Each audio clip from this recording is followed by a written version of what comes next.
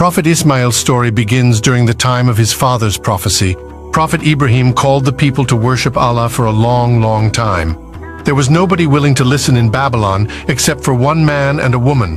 The woman's name was Sarah, and later she became his wife. And the man's name was his nephew Lot, peace be upon him, who would later become a prophet as well. After years of calling people to Allah, the prophet realized that nobody else was going to listen to his words. So he decided to migrate to another country. He wanted to spread the message of Allah in another nation. The prophet then asked his father to join him, but he refused. The prophets Sarah and Lut then started their long, long journey. They helped the poor they could find on the way, and they did many good deeds that made people happy. In the meantime, the prophet Lut migrated to the Dead Sea and settled down there. And after a few months, the prophet married Sarah.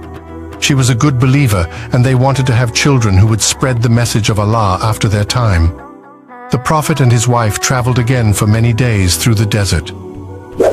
One day they happened to enter the territory of an evil king. The evil king came to know about the beautiful wife of the prophet, and he wanted to take her. So he sent one of his soldiers to bring the prophet to him.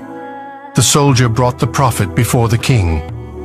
"Who is the lady accompanying you?" asked the evil king. The prophet replied that she was his sister. The evil king then asked the prophet to bring Sarah to his court. He said that he wanted to meet this beautiful woman that everyone in his kingdom was talking about. The prophet went to his wife and said, "The king wants to meet you. Do not ever tell him that you are my wife, because I've told him that you are my sister," the prophet told his wife. When Sarah went to the king's palace, the king was struck by her beauty, and he tried to take hold of her with his hands. But the moment his hand got near Sarah, it became stiff, and he could not move it. The king was so scared that he requested Sarah, "Please pray to Allah for me, and I will never harm you."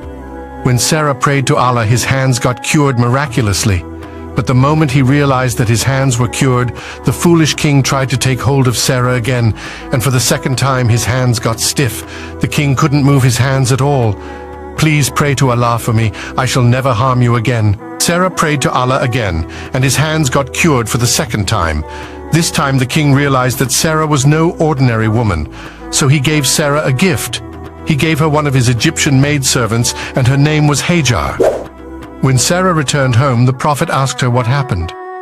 "Allah taught that evil king a lesson, and he gave me a maid, Hajar," replied Sarah. Years passed, and the prophet grew old. His hair grayed, but he continued to call people back to Allah. Sarah too had grown old, and she realized that she would no longer be able to give birth to a child. So she asked the prophet to marry their servant, Hajar. She then prayed to Allah to bless them with a child. After a few months, Hajar gave birth to a child, and they named him Ismail. By now, the prophet had grown very old.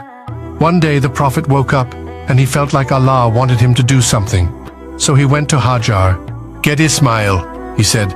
"Get ready for a long journey." They walked for many days till they reached a dry valley of the desert near the Al-Marwa mountain.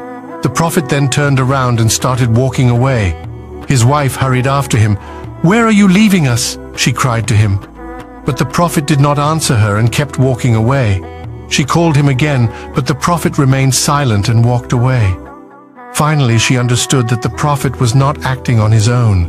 She realized that Allah had commanded him to do this. He prayed to Allah to give his wife and son enough food, and he asked Allah to send people with good hearts to them. The water finished very soon, and both of them started getting very thirsty. After some time, the baby started getting thirsty and started to cry. She ran to a hill close by called Al-Marwa. She stood there hoping to find somebody, but she did not. Then she ran to the next mountain called Al-Safa, hoping to find someone from there. But she couldn't find anyone from there either. She kept running between these mountains 7 times. When she climbed Al-Marwa for the last time, she was very tired. It was then that she heard a voice. She kept quiet and waited to hear the voice again. When she heard the voice for the second time, she said, "Oh, whoever you might be, you have made me hear your voice. Have you got something to help me?" That was when she saw an angel digging the earth. The angel kept digging till the water flowed from it. It was a miracle. When she saw the water, she ran toward it and started to build a basin around it. She scooped the water with her hands and drank from it. Then she filled her water bag and ran towards her child. This place where the water rose is called Zamzam. After a few days, some people were traveling through Mecca. They saw the birds flying around Al-Marwa, and then they started walking towards Al-Marwa. When they arrived, they were surprised to find a woman with a baby sitting near the water. "Shall we stay here and use this water, please?" they asked her. Hajar said yes, and they drank water from the Zamzam, like that many others came to Al-Marwa, and eventually settled down there. The whole place became alive now, and she and her child were not alone anymore. Ismail grew up and learned Arabic from the people who had settled down at Al-Marwa. He was a good boy, and his virtues and qualities made the people admire him. He kept thinking about his father and knew that his father would come back someday. Ismail then married a local woman and lived his life in peace. In the meantime, Prophet Ibrahim was very sad because he had not seen his son for a very long time. One day, he decided to go to Mecca to meet his wife and his son. He traveled for many days and finally arrived at Al-Marwa. When he arrived, people told him that Hajar had died some time ago. The Prophet was very sad to hear this, and then the local people told the Prophet that his son, Ismail, peace be upon him, was still alive. The Prophet was very happy to hear this and thanked Allah. When Ismail finally reunited with his father, he ran to him and hugged him very tightly. He was very happy to see his father after a long, long time. One night when the Prophet was sleeping, he saw a dream.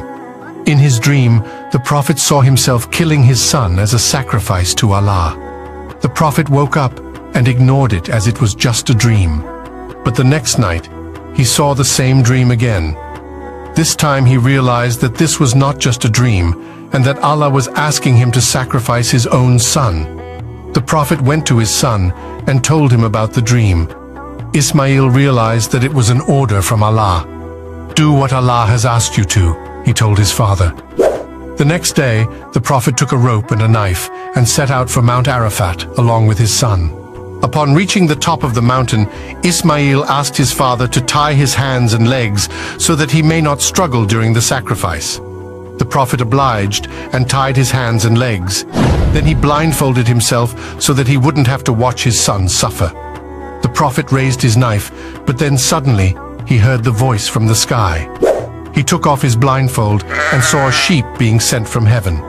Allah had sent the sheep to be sacrificed instead of Ismail. The Prophet was really happy because his son was going to be alive. The Prophet and his son had just passed a difficult test from Allah. Ibrahim slaughtered the sheep and they had a big celebration. The Prophet and his son kept calling people to worship Allah. They didn't have any place to worship Allah, so one day Allah ordered the Prophet to build a house. "Allah has ordered me to build a Kaaba," the Prophet said to his son. And Ismail replied, "Do what your God has ordered you to do."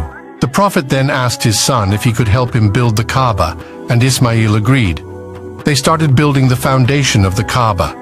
Ismail brought the stones, while Ibrahim built the house. When they completed the foundation and built the corners, Ibrahim asked Ismail to find the stone to fill the corner. While he was gone, an angel got the Prophet a stone. The angel told him that this stone was brought to earth by Adam from paradise. Ismail returned after some time, and when he saw the stone, he was surprised and asked his father where it came from. "It was brought by someone who never gets tired," replied Ibrahim. And they finally completed building the Kaaba. They prayed to Allah to accept their work. Allah was very happy with the Prophet and his son for spreading his message, and proclaimed the pilgrimage among men. After a few years, Prophet Ibrahim missed his son Ismail, so he went to see him. But when the Prophet reached the house of Ismail, he was not at home. His wife came out, and when the Prophet asked her about Ismail, she replied, "He has gone in search of livelihood." He then asked her how their living conditions were, to which she started complaining about everything. She complained that they were living in misery and hardship and many other things. She was not at all grateful to the blessings of Allah. The Prophet realized that she was not at all a suitable wife for his son, so left her a message that his son would understand. "When your husband returns, convey my salutations to him," he said, "and also tell him to change the threshold of the gate." The Prophet then went back to his home. When Ismail returned home in the evening, he felt something unusual. "Did anyone visit us today?"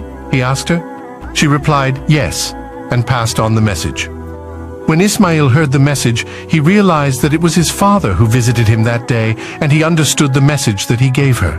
"It was my father, and he has advised me to divorce you. You can go back to your family." His wife went back to her house, and Ismail married another woman.